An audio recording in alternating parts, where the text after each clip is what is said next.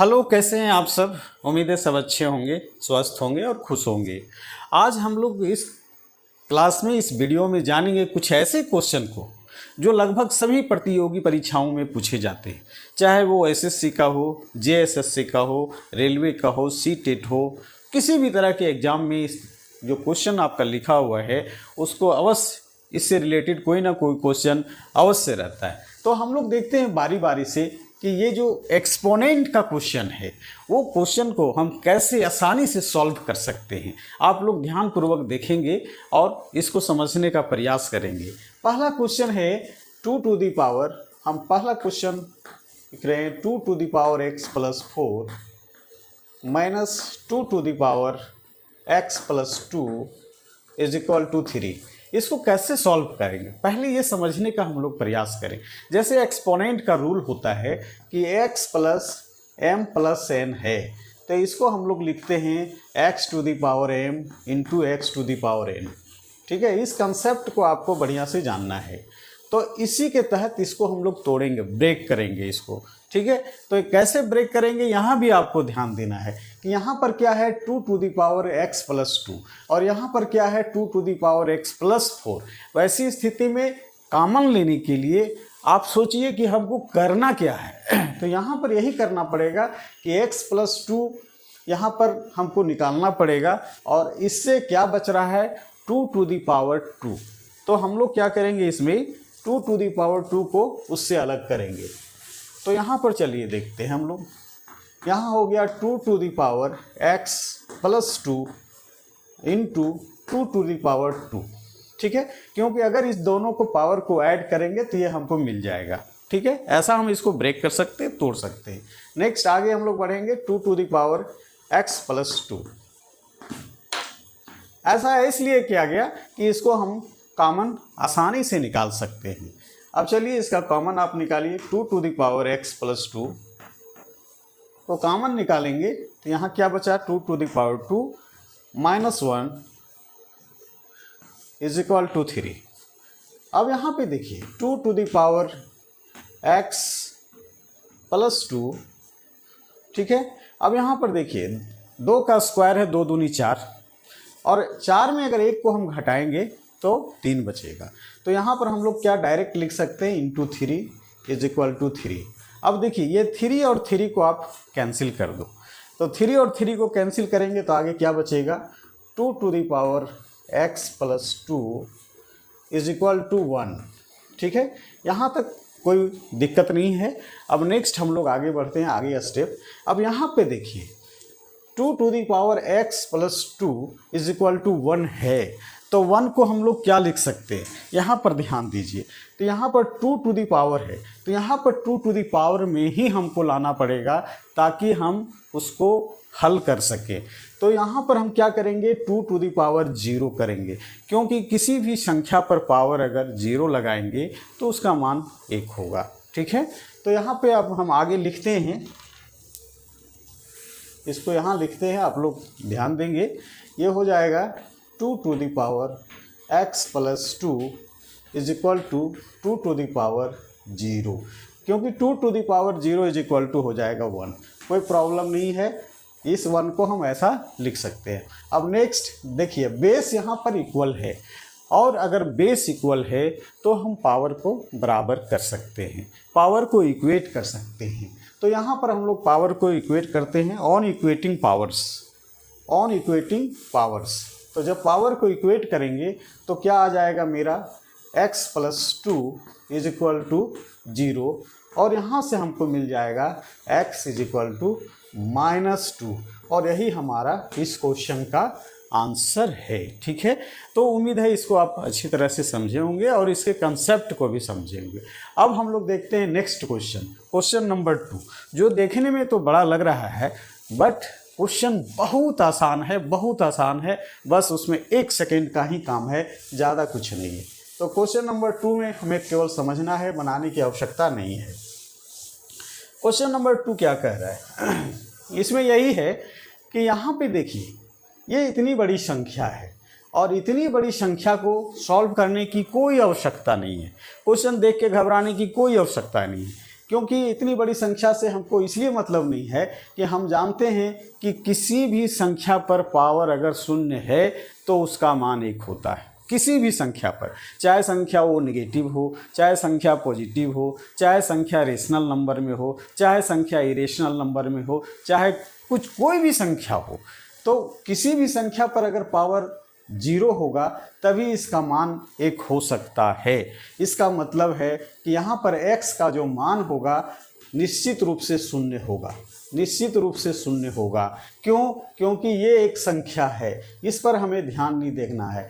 इसको सॉल्व करेंगे तो कोई ना कोई एक संख्या आएगी, चाहे वो बटा में आएगी, चाहे बड़ी संख्या आएगी, चाहे छोटी संख्या आएगी, बट जब भी इसके ऊपर पावर शून्य रहेगा तभी हमारा मान 1 आएगा। इसलिए इसको बना भी सकते हैं थोड़ा डिटेल्स में, अथवा आप डायरेक्ट x = 0 आप यहाँ पे पुट कर सकते हैं, रख सकते हैं, तो आपका मान 1 आ जाएगा।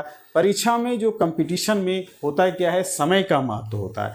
वहाँ आप कितना तरीके से बना रहे हैं ये कोई मायने नहीं रखता, मायने आपका रखता है कि उस क्वेश्चन को आप कितना जल्दी सही बनाएं, ये मायने रखता है। ठीक है, अब नेक्स्ट क्वेश्चन हम लोग देखते हैं, क्वेश्चन नंबर 3 कैसे बनाएंगे।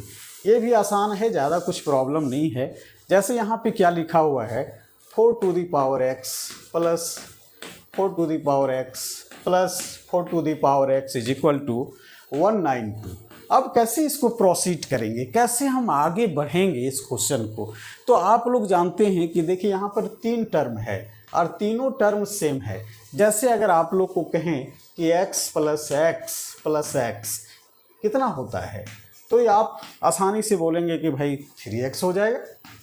अगर 3x को जोड़ेंगे आपस में तो 3x होगा, 4 बार x को जोड़ेंगे तो 4x हो जाएगा। तो यहाँ पर भी वही चीज़ है, 3 बार, ये एक टर्म है और एक टर्म को 3 बार आपस में जोड़ा गया है, इसलिए इसको हम लोग कैसे लिख सकते हैं, इसको लिख सकते हैं 3 × 4x = 192। अब यहाँ पे क्या हो जाएगा, 4x = 192/3। अब इसको अगर आप काटेंगे तो 6 × 18, 1 आया 3 चौक 12, 3 चौक 12, ठीक है। यानी 4x = आ गया 64। अब 64 को हमको 4 के पावर में लाना है। क्या वो 4 के पावर में आ सकता है कि नहीं, ये आप देखिए, क्योंकि यहाँ पर 4x है, इसलिए इसको भी हमको 4 टू दी पावर में ही आपको लाना है। तो 64 को आप लिख सकते हो 4 × 4 × 4, है ना। और ये हो गया 4³ देखिए, 4 चौक 16, 16 चौक 64, आप ऐसा लिख सकते हो, ठीक है। तो इसको हम लोग कैसे लिखेंगे, ये आ गया आपका 4x = 4⁻3। अब यहाँ पे देखिए क्या है, सो यहाँ पर देखिए बेस सेम है, और अगर बेस सेम हो तो हम पावर को इक्वेट कर सकते हैं। तो यहाँ पर on equating the power if base is the same, तो यहाँ पर हम लोग x का मान क्या फाइंड कर सकते हैं, x = 3, और यही आपका आंसर भी होगा। तो क्वेश्चन नंबर 3 का आंसर इस तरह से हम लोग आसानी से ज्ञात कर सकते हैं। नेक्स्ट क्वेश्चन को हम लोग देखते हैं तो उसका हल हम लोग कैसे निकाल सकते हैं। नेक्स्ट क्वेश्चन को हम लोग देखते हैं। चौथा नंबर क्वेश्चन है, क्या कहता है, ध्यान दीजिए इसमें, 5x प्लस 5x - 1 = 750। यहाँ पे आपको ये ध्यान देना है कि हम कॉमन क्या निकाल सकते हैं, कैसे निकाल सकते हैं। तो यहाँ पे देखिए 5x - 1 है, तो यहाँ पर भी हम लोग क्या कर देंगे, 5x - 1 कर देंगे और एक 5 को बाहर निकाल देंगे, 5⁻1, क्योंकि अगर इन दोनों को पावर को ऐड करेंगे x - 1 + 1 तो हमको मिल जाएगा 5⁻x। ठीक है, उम्मीद है आप लोगों को कोई प्रॉब्लम नहीं है, समझ में आ रहा होगा। ठीक है, अब यहाँ पे चलिए प्लस x - 1 = 750। अब यहाँ पे इसको कॉमन ले लीजिए, आप जो कॉमन निकलता है कॉमन ले लीजिए, 5x - 1, तो यहाँ कितना बच गया 5, यहाँ बच गया +1, यहाँ कितना बच गया +1 बच गया। ठीक है, अब यहाँ पर क्या आ गया 750। Next 5 to the power x minus 1। यहाँ पे आप ध्यान दीजिए, यहाँ पे क्या आ गया 6 आ गया, 5 और 1 को ऐड करेंगे 6 आ गया इज इक्वल टू 750। ठीक है। अब वहाँ पे देखिए 5 to the power x minus 1 is equal to 750 by 6। अब यहाँ पे देखिए क्या करना है, 6 से उसको डिवाइड करिए, डिवाइड करने के बाद कितना आएगा 6 कम 6। ठीक है। अब यहाँ से निकल गया 1 तो 5 6 दूनी 12। ठीक है, 6 दूनी 12 आ गया, 6 पचे 30, क्या आया 125। यानी 5 to the power x minus 1 is equal to 125। अब इसको हम लोग आगे लिखते हैं ऊपर में। अब देखिए क्या आ गया आपके पास 5 to the power x minus 1 is equal to 125। अब देखिए यहाँ पर क्या है कि 5 पर पावर है, 5 पर पावर है, इसलिए 125 को हम 5 के पावर में लिखेंगे। कितना लिखेंगे 125 को 5 इंटू 5 इंटू 5, तो 5 इंटू 5 इंटू 5 इट मीन्स 5 पर पावर 3, 5 टू दी पावर 3। तो ये क्या हो जाएगा 5 to the power x minus 1 is equal to 5 to the power 3। अब यहाँ पर वही प्रोसेस अपनाएंगे, क्योंकि बेस सेम है इसलिए पावर को हम लोग सेम कर देंगे। ठीक है। अब यहाँ से क्या ले लेंगे हम, देखिए इससे क्या निकालेंगे x का वैल्यू, तो 1 को उधर ले जाएंगे, तो 1 को उधर ले जाएंगे तो हम क्या हो जाएगा x इज इक्वल टू 4। ये यही आपका रिक्वायर्ड आंसर है, यही आपका आंसर हो। ठीक है। इस तरह से हम देखें क्वेश्चन नंबर 1 2 3 4। अब देखते हैं 5 नंबर क्वेश्चन, उसको कैसे हल करेंगे। वो थोड़ा सा ये सारे क्वेश्चन से थोड़ा सा अलग है, और ये क्वेश्चन एक बार बीपीएससी में भी पूछा हुआ क्वेश्चन है। क्योंकि बीपीएससी में क्या होता है कि जो जीएस का पेपर होता है, तो जीएस के पेपर में 10 क्वेश्चन मैथ्स से रहता ही रहता है।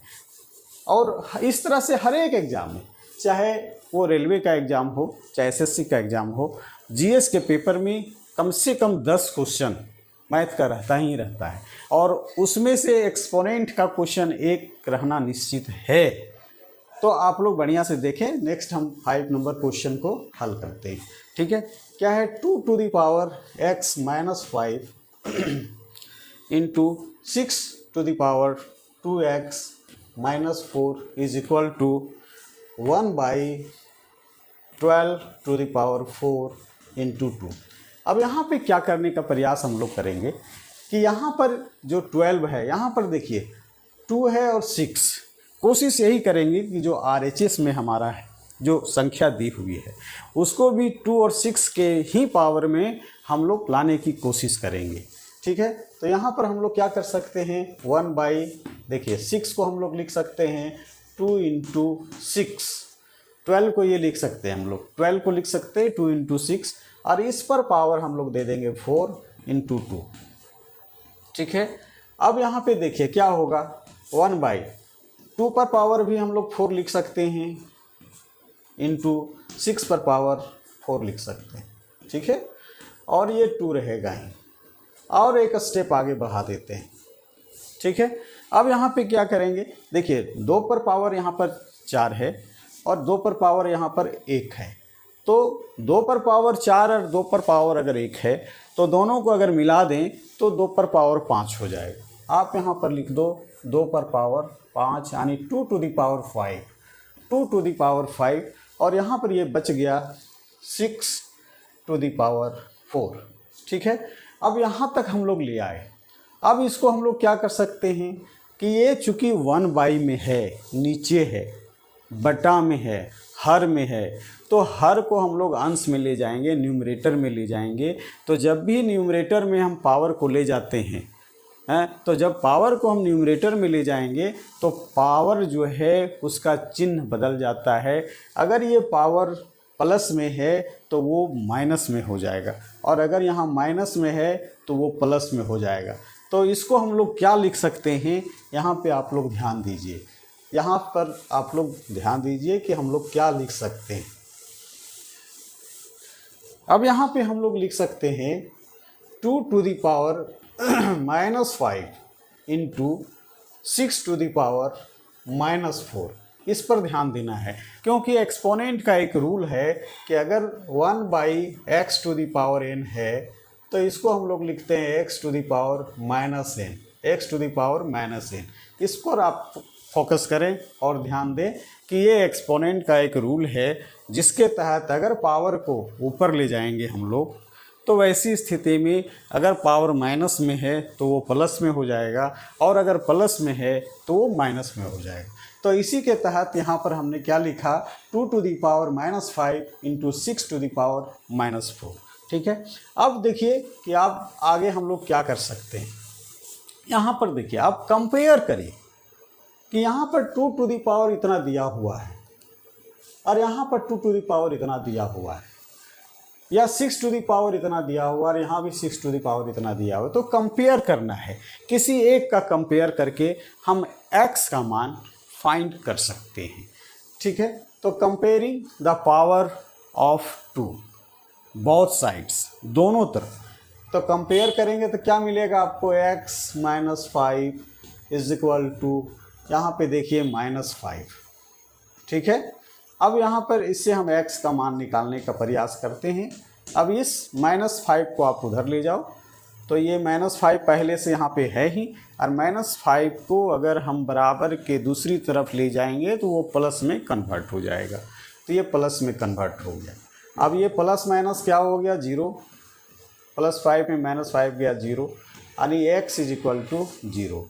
तो इससे आप जो है कंपेयर करके x का मान निकाल सकते हैं, या इसके पावर को भी आप कंपेयर करेंगे तो भी आप पाएंगे कि x का वैल्यू 0 ही आता है। तो इस तरह से आप एक्सपोनेंट का क्वेश्चन को आसानी से किसी भी प्रतियोगी परीक्षा में जो क्वेश्चन पूछा जाता है उसको आसानी से आप बना सकते हैं। और आपको मैं आश्वस्त करता हूं कि इस तरह की परीक्षा, मैंने किसी भी तरह की परीक्षा में इससे संबंधित एक ना एक क्वेश्चन रहता ही है। तो आज की इस वीडियो में इतना ही, फिर नेक्स्ट वीडियो में फिर कुछ नए टॉपिक के साथ आप लोगों से भेंट होगी। तब तक के लिए धन्यवाद, थैंक यू।